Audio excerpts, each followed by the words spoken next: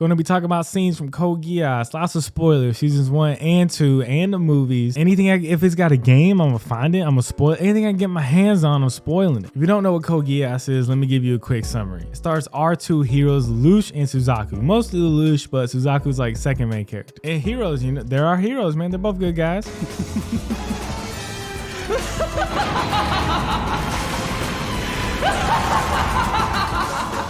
Well, that was Lelouch. Suzaku, he's a good guy. Okay, well, they're anti-heroes. That's what I meant. Be my slaves. Now! Yes, Your Majesty! No, Suzaku, save it. My father didn't commit suicide. I took his life. With this hand. They're humans.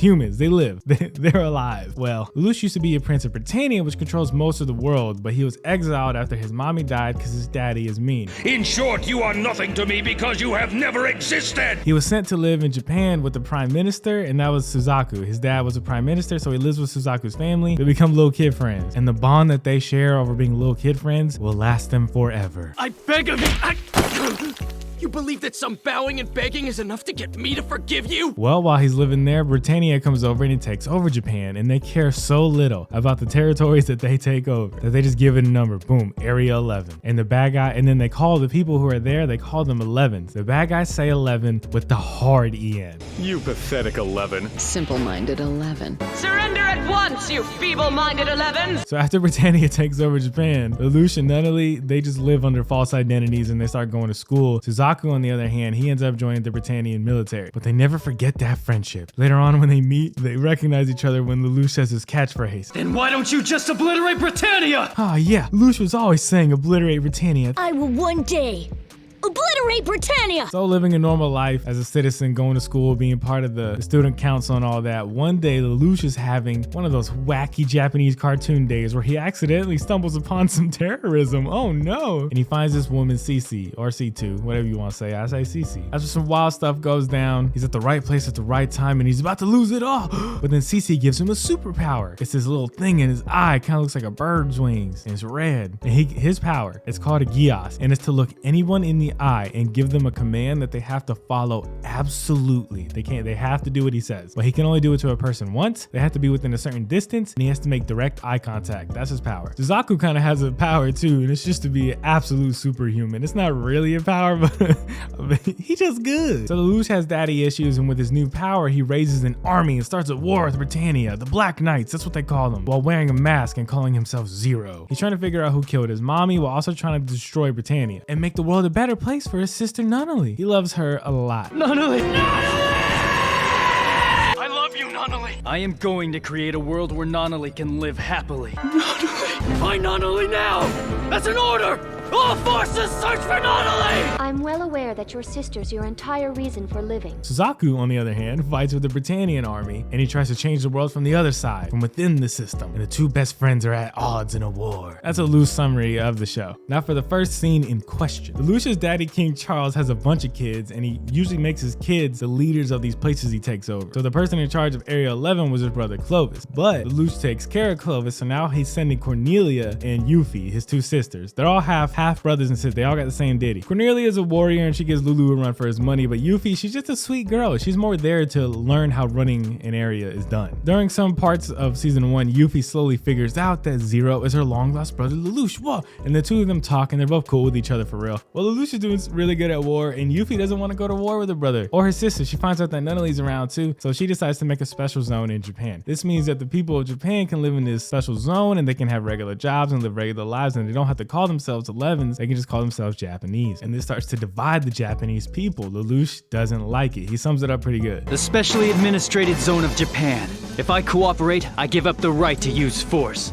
Oppose it, and the people become my enemies, and the Black Knights collapse. Because he wants more than just freeing Japan. He wants to obliterate Britannia. That's his whole thing. So Yuffie invites Zero to join the special zone, and he shows up to the meeting. It's all televised, and when he gets there, he goes, yo, can we just talk in private? Please. Yuffie says yeah, because she knows it's her brother. It's just her brother Lelouch. Oh my god, like there's nothing to worry about. So they head to this private room, and Lelouch's plan is to use his powers on Yuffie to make her shoot him. He's gonna give her this gun made out of bamboo, and when she shoots him, everybody's gonna go, oh, you see, this was just an evil ploy to get Zero to show up, and it was a ruse. Now everybody get behind Zero, yeah. Well, while they're talking, Yuffie just keeps being sweet to him and nice, and she name drops Nunnally and warms Lelouch's heart. Aw, you love Nun? I love Nunnally. You love Nunnally? Aw, okay, Yuffie, let's do it your way. Yuffie says, cool, thanks. And did you really think I was gonna shoot you? Haha, yeah, well, you see, I have this crazy power, and if I command you to do anything, you gotta do it. LOL, OMG, not all Lelouch. If I said go make a sandwich, you would have to do it. And then, oh, would you believe it? Lelouch's geass is starting to get out of control. Normally he has to decide to use his power, but right now it slips out of his control and it activates. It goes into Yuffie's eye and she has to go make a sandwich. It's kind of silly. She has to go look for the ingredients, and all the soldiers and politicians are like, what is happening right now? Why is she making Zero a sandwich? I'm lying. He does lose control of his power, that's true. But he says, For example, if I told you to kill all the Japanese, it wouldn't matter how you felt about it. No, don't make me do it, please. and then that's when he loses control of his power. She gets that damn look in her eyes, and then she does it, or tries to. I have a favor to ask. Could you all die, please? She goes outside and a lot of that starts happening, and a lot of the soldiers jump in way too quick. They're like, oh wait, we get to kill 11s? Hell yeah, I'm down. You're Japanese, aren't you? Here are two different reactions to that. What madness is this? And then Yes, you're worthy of being called my child now. the Emperor's wild. Lelouch shook because he didn't want this to happen at all, but he can't undo it, so he decides to send out all his troops. He might as well use the situation. And he says, everybody look for Yuffie. Eventually he finds her, and then when he runs into her, he's like, well, I did this, so I gotta take care of it. So he shoots her, and after he shoots her, he says, Farewell, Yuffie. You may have been the first girl I ever loved. yeah, okay, step bro. Not even step, half. Okay, half bro. Now you see, Cornelia's really broken up about this because she kind of loved Yuffie a lot. Kind of like Lelouch loves Nunnally. Well, season 1 keeps on happening, and eventually Lelouch and Cornelia have this fight, and he uses his geass on her to figure out who killed his mom and all that, but then he has to run away. After this fight, Cornelia, she goes missing. When she shows back up in season 2, she's sneaking around trying to figure out, the secrets of geass and all that. She wants to get revenge for what happened to Yuffie. Well, her mission eventually lines up with Lelouch's. He captures her. Boy, he's got to capture it in season 2. They have this conversation. This is the scene I wanted to talk about. Tell me, Lelouch, what is it you are seeking within that accursed power? What am I seeking? I'm seeking to save a sister that I adore. How dare you? I know it's not as crazy as the whole Yuffie killing all the Japanese, but man, the way when she says that, and he knew what he was saying when he said that to Cornelia, because he knew what he did and she knew what he did, and everybody knew what was done, and he did it when he said it. Next, I just wanna talk about Nina for a little bit. Nina is one of the student council members at Lelouch's high school. Lelouch goes to high school and he's the vice president of the student council. I know it's very Japanese cartoon. So Nina kind of has this background plot that you see, but you don't really think anything about. She's always on a computer, and one time this guy comes up. Ooh, looks like you're working on some fun stuff. And she's creating a nuke. That's what she's doing. She's creating pink nukes. But that's later. That's later. Early on in the show, all you really know about Nina is she's kind of quiet, timid, and racist. She doesn't like 11s at all. And then one time they go to this museum, and she ends up getting held hostage by some 11s. I'm sorry. Now you see, these people they're extremists, and they're holding people hostage because they're tired of being ruled the way they're being ruled, right? So they don't like being called 11. In this moment, in this hostage situation, all you have to do is avoid the number 11 right now. Don't say it. Say 12 if you have to say, just avoid all numbers and words. But one of them gets kind of close to Nina, and she goes, 11. She lets it slip, man. She couldn't hold it in any longer. Had to let that hate slip. Well, the hostage takers didn't like that, but Yuffie is there, and she speaks up, to save Nina. She says, I'm Princess Euphemia, blah, blah, blah. After that, Nina starts to like Yuffie more than regular, like obsessed. Borderline stalk. This happens. Look at this. She's looking at him. What's happening? What did I just show you? What are you seeing right now? Look who comes in on this. Nunnally. Nunnally is the person they made walk in on this scene. One time she just hears, I don't know, on a radio or something that Yuffie is gonna be at a museum, and she tries to meet her outside like a crazy person. Security stops her hard. They put her on the ground, and I'm glad they didn't go easy on her. That's because she's Britannian. But Yuffie recognizes her and she tells him to stop, and then they hang out for a little bit after that. Then later, when Yuffie decides to make this special zone, Nina gets all nervous like, oh, I like Yuffie, but 11's, no. Then so she's scared, right? She hides in an underground bunker with a mech and a prototype nuke. You ever discriminate so hard that you hide in a bunker with a prototype nuke? Then later, oh man, when Yuffie dies, Nina flips out. Look at her face right here. That tongue, I put pickles under it. If she don't get over it, season 2, she's still freaking out. Nina weird everywhere. She be eating hot dogs with that old Shrek ketchup on them. Yeah, and after this, that nuke doesn't become prototype anymore. She just makes the nuke. It's just, you ever grieve so hard you make a nuke, you perfect a nuke? Also, the student council at this school is insane. One is Zero, one is Suzaku, who's the white death of Britannia. One invents a nuke, the other one's Colin. She's one of the best pilots on Earth, and then they kind of taper off some. There's a scene in the Akito the Exiled movies with Suzaku. Throughout the whole show, you see how awesome Suzaku is. Look at this machine. He just goes up and kicks this machine gun.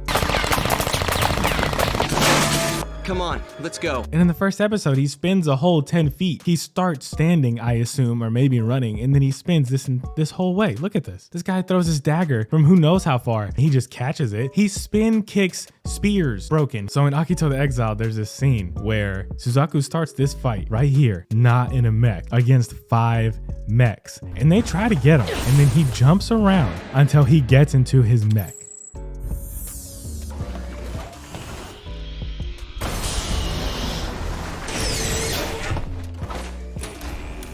And then in the fight, he takes a few of them out. And then one of the bad guys goes, He's outnumbered.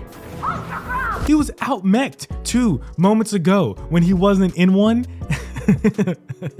All right, that was all the main stuff. Now for some rapid fire things that I like. This perfunctory inspection is a farce. Who taught you those words, Jeremiah? This is a girl that Lelouch made mark X's on the wall because he wanted to see how long his geass would last. And it goes through the seasons. Like, you end up seeing her in like at least the X's in season 2. Lelouch has a screenshot of his people's stats, which is pretty neat, right? But look how he did Colin, man. He's got her intelligence so low. Like, assuming that bar in the middle is some kind of average, yo, it's like all the way down there. That's messed up. Tamake's is accurate. This is this is Lelouch's scream when Shirley dies.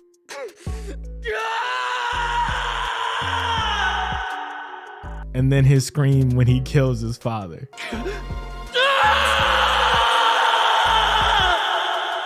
Which one? I don't know. One of them clearly meant more to him. Oh, this is like when he tells the Emperor, this is side by side. Hail, Your Majesty. My mother, the Empress, is dead. Old news, what of it? What of it? However, I know. Lelouch is the person who murdered Yuffie. What of it? Oh, like daddy, like boy. Oh man, listen to this baby crying. Yeah, and then that was wild, huh? They got it. I swear this show is sponsored by Pizza Hut, and it makes me hungry every time I look at it. I want it. Did Lelouch just talk to the camera? And that's just one easy way to cause panic. Well, who is he talking to? This. I must give Japan its independence. And at the same time, I have to put together a dating itinerary with Shirley. It's the most anime sentence ever. Does Lelouch have a little neck, or the Emperor's hands just massive? Okay, and then the hanger. First, you see him use this hanger. Look, he clicks the button, and the hanger comes out in episode 22 of season 1. It's fine. You wanted to add that hanger to your show, fine. But in season 2, episode 11, there's another hanger that is also a little complicated. What is up with these complicated hangers? What are they providing to the Black Knights? Because they're custom. You don't find those, especially that second one. It's all Zero-ish. He gets those made. I'm going to come. I swear it. Oh, he came after all.